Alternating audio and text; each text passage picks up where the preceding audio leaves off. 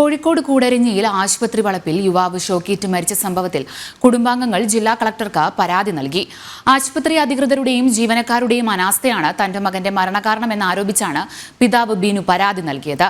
കഴിഞ്ഞ വ്യാഴാഴ്ചയായിരുന്നു ചവലപ്പാറ സ്വദേശി Abin Koodaranji കറുകുറ്റിയിലെ saint Joseph ആശുപത്രി പരിസരത്ത് വെച്ച് ഷോക്കേറ്റ് മരിച്ചത്.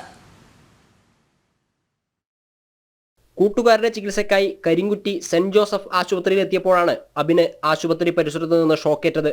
ആശുപത്രി കോമ്പൗണ്ടിനകത്ത് ഫ്ലഡ് ലൈറ്റ് ഘടിപ്പിച്ച ഇരുമ്പുവേലിയിൽ നിന്നായിരുന്നു ഷോക്ക്.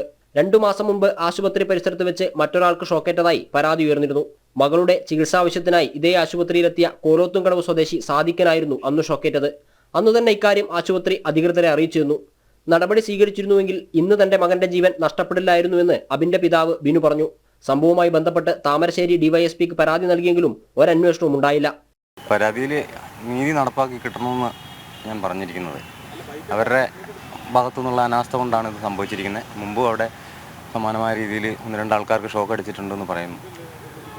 അപ്പോൾ അത് കൃത്യമായിട്ടത് പുനഃസ്ഥാപിച്ച് വേണ്ട രീതിയിൽ ചെയ്യാത്തത് കൊണ്ടാണ് ഇങ്ങനെ സംഭവിച്ചത്. എൻ്റെ മോൻ ഇങ്ങനെ സംഭവിച്ചത്. അവർ വേണ്ട വിധത്തിൽ ചെയ്യുമായിരുന്നെങ്കിൽ ഇങ്ങനെ ഒരു അപകടം എൻ്റെ മകനുണ്ടായിരുന്നില്ല. എനിക്ക് ആകെയുള്ള ഒരു ആശ്രയമാണ്. ഈ പരാതി ഇവർ അട്ടിമറിക്കുന്നുണ്ടോയെന്ന് വരെ ഞാനിപ്പോൾ സംശയിക്കുന്നുണ്ട്. DYSP കൊടുത്തിട്ടുണ്ട്. ശനിയാഴ്ച കൊടുത്തതാണ്. ഇല്ല, ഒന്നും നടന്നിട്ടില്ല. ഒന്നും ചെയ്തിട്ടില്ല. ഇതുവരെ ആരും ഒന്നും വിളിച്ചിട്ടുമില്ല, അന്വേഷിച്ചിട്ടില്ല. അബിന് പ്രാഥമിക ചികിത്സ നൽകുന്നതിലും ആശുപത്രി അധികൃതരുടെ ഭാഗത്തുനിന്ന് വീഴ്ചയുണ്ടായതായി അപകട സമയത്ത് അബിനോടൊപ്പം ഉണ്ടായിരുന്ന സുഹൃത്തുക്കൾ ആരോപിക്കുന്നുണ്ട്. ഷോക്കേറ്റ് വീണ് അബിനെ ആശുപത്രിയിലേക്ക് എടുക്കാനോ പെട്ടെന്ന് CPR നൽകാനോ ആശുപത്രി ജീവനക്കാർ തയ്യാറായില്ല എന്നാണ് ആരോപണം. തന്റെ മകന് സംഭവിച്ചത് മറ്റാർക്കും സംഭവിക്കാൻ പാടില്ലെന്നും അതിന് കുറ്റക്കാർക്കെതിരെ കർശന നടപടി സ്വീകരിക്കണമെന്നും കുടുംബവും സുഹൃത്തുക്കളും ആവശ്യപ്പെടുന്നു. ജനം, കോഴിക്കോട്.